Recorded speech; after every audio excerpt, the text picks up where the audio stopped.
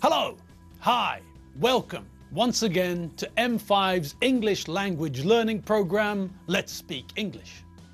I'm Gav Duncan and I'm here on your TV screen to help you learn English. Now, are you sitting comfortably? Yes? Good. And are you ready for today's lesson? Yes? Good. Okay, well let's learn English together. Good afternoon, everybody. How are you today? I can't hear you. How are you all? Good? Good. Right, well, I hope that you all had a nice evening yesterday and that you slept well and woke up this morning feeling refreshed. Great. Well, if you didn't have a nice evening yesterday, and if you didn't sleep well, and you didn't wake up this morning feeling refreshed, well, that's a shame. And today we'll learn some words which we can use in a situation like that. First, though, let's recap on what we learned this week. Now, this week, we saw that Loretta, Dave Squid's girlfriend, got a letter from Mr. Sidney Williams, the manager of the Fabuloso Splendido Hotel, the same hotel where Gordon Taylor works. Gordon is the receptionist at the hotel. Do you remember who Gordon Taylor is? Gordon Taylor is the son of Joe and Jenny Taylor. Gordon's got two sisters, Jane and Mary. Gordon is Jane Taylor's brother, and Gordon is also Mary Benchfield's brother. Gordon is Alfredo's brother-in-law, and Gordon Taylor is John, Tim, Elizabeth, and Doreen Benchfield's uncle. So, that's Gordon. Anyway, Gordon was at work when Loretta went to the hotel for a job interview.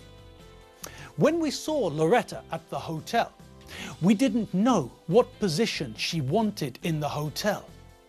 But we figured out that Loretta wanted the position of security manager at the hotel, didn't we? Yes, it all made sense. It was very logical. We knew that Loretta used to teach self-defense to the army. We also knew that Loretta was an alarm and security expert. Using that information, we figured out that the job Loretta wanted was the position of security manager at the hotel. So, everything worked out fine. Loretta finally received a letter from Mr. Williams. In the letter, Mr. Williams told Loretta that he wanted her to be security manager at the hotel. Now, let's catch up with Dave and Loretta. Dave went to work this morning after he had his breakfast. This morning, just like most mornings, Dave got up early and went for a run.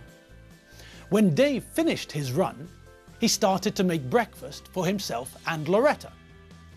Loretta woke up later than Dave. Loretta had a shower and brushed her teeth. Then she went into the kitchen. Breakfast was ready, so Dave and Loretta ate breakfast together. After breakfast, Loretta did the washing up and Dave had a shower. Then Dave got dressed. Dave put on his uniform, kissed Loretta, and left the flat to go to work. After Dave went to work, Loretta made another coffee and then sat down to phone the hotel. In his letter, Mr. Williams asked Loretta to contact his secretary. Mr. Williams wanted to talk to Loretta about the job of security manager. They need to talk about the details of Loretta's new job. Mr. Williams wants Loretta to speak to his secretary and discuss when Loretta is free to come to the hotel for another meeting with Mr. Williams. Loretta finished her coffee. She made an espresso macchiato, an espresso coffee with a little bit of milk froth on top. After her coffee, Loretta spoke to Mr. Sidney Williams's secretary on the phone. Hello, this is Loretta Swett. I'd like to speak to Mr. Williams, please. Hello, Miss Swett. This is Sharon, Mr. Williams' secretary. I'm sorry, but Mr. Williams isn't in the office at the moment. Can I take a message? Oh, hello, Sharon. I'm ringing to make an appointment. I wonder if you can help. Of course, Miss Swett. Is this connected to your job interview? Yes, it is. Mr. Williams asked me to phone and make an appointment to see him. I see. Oh, by the way, congratulations on the job. Thanks. I didn't know that you knew about it. Oh yes, everyone at the hotel knows about it and we're all very happy for you. Well, thank you. Once again. Now, when can I meet Mr. Williams? I'm looking at his diary now, Miss Swett. Mr. Williams is very busy this week. He'll be in Peterborough tomorrow for 2 days, and then when he comes back, he'll have a meeting with the hotel owner, Mr. Rolling Hard. That meeting will take all day. It always does. Mr. Williams does seem to be very busy, doesn't he? Yes, Miss Swett, but next week looks more promising. I can see that Mr. Williams is free on Monday morning, and he'll also be free on Wednesday afternoon.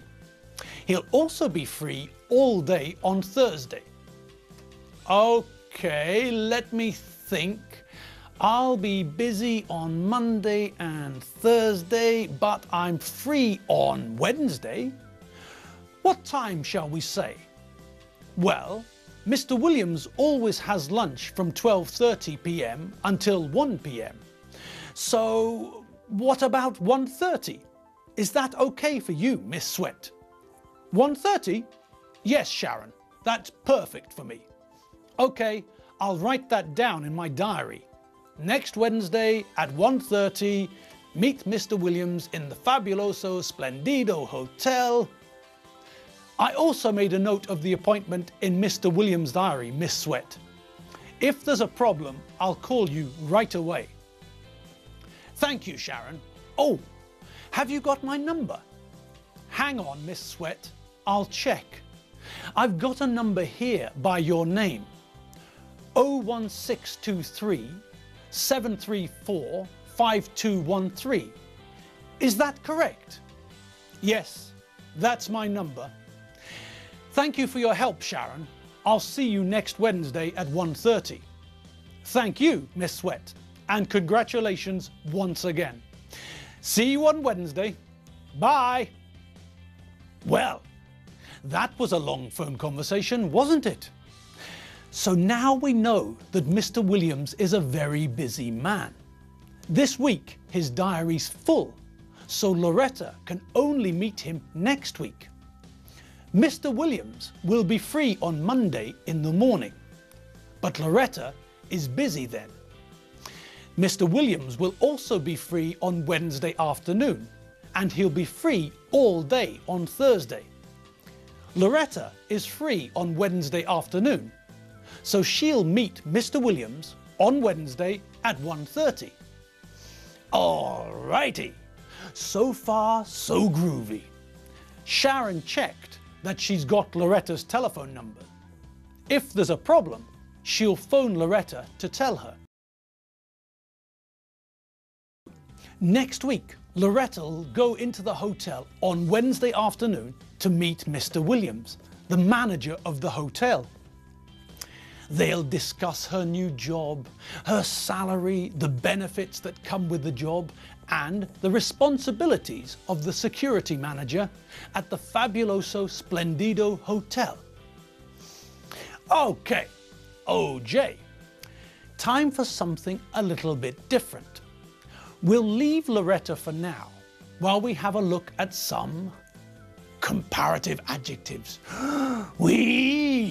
Okay, I know you all remember, But let's just check quickly that we all know what a comparative adjective is. Okay, we all remember the verb to compare. When we compare things, we look at them to see what is similar and what is different about them. When we go to a shop, we often compare prices. This sparkling wine is 2,250 forints, and this one is 2,890 forints. The second bottle of sparkling wine is more expensive. The second bottle is more expensive than the first. So, do you remember? We make the comparative form of short adjectives, adjectives with one syllable, by adding er to the end of the adjective. Tall becomes taller. Short becomes shorter. Now, we also learned that if the adjective ends in vowel plus consonant, we double the last letter before adding er to the end. Big becomes bigger, for example. If the adjective ends in y, we replace the y with ier. Happy becomes happier. Now, we also know that if the adjective has 2 or 3 or 4 syllables, then we don't add anything to the end of the adjective, but we put more in front of it to make the comparative form. Expensive becomes more expensive, not expensiver. All right. Now, we also learned that we often use a comparative adjective with than to connect two subjects. I am taller than him. He is shorter than me. Now, here's another way of connecting two subjects. Not as. Let me give you an example. I'm taller than Muddy. Now, we know that we can say Muddy's shorter than I am, but we can also say Muddy's not as tall as me. Did you see what we did there? We made a comparison, but we used the adjective tall, not the comparative adjective taller. We made a comparison without the comparative adjective.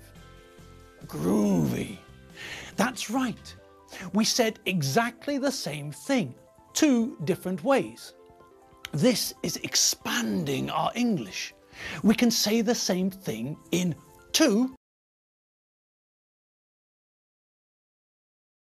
So, Muddy is not as tall as me is the same as saying that I am taller than Muddy, or that Muddy is smaller than me. So, we can say the same thing in three ways. Fab. So, let's complete the following sentences. Use all three ways. Two comparatives and not as. Canada, big, Hungary. Okay, let's do the first one together. Canada is bigger than Hungary. Hungary is smaller than Canada. Hungary is not as big as Canada. Okay, let's see the next one. Paris, expensive, Budapest. Okay, what do you all think? That's right. Paris is more expensive than Budapest. Budapest is cheaper than Paris. Budapest is not as expensive as Paris. Okay, let's see the next one, please. Gav, old, Muddy. Gav is older than Muddy. Muddy is younger than Gav. Muddy is not as old as Gav. Excellent. Now, one more for luck. An irregular adjective. Nico Rosberg. Good. Lewis Hamilton. Okay. What do you think?